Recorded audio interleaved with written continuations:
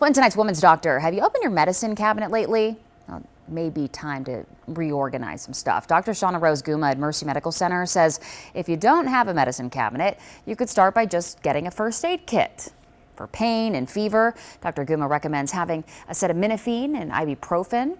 Some other things you may want to stock up on: eye drops, ointment for cuts or burns, and medicine for an upset stomach. And don't forget tools either, like tweezers, a thermometer, and maybe even a pill cutter. I would have some Benadryl on hand. If you have children or anyone that's having difficulty swallowing pills, I'd have some liquid. Liquid gets absorbed a lot quicker, so if you're having an acute allergic reaction, it's easier to just, swallow the liquid real quick.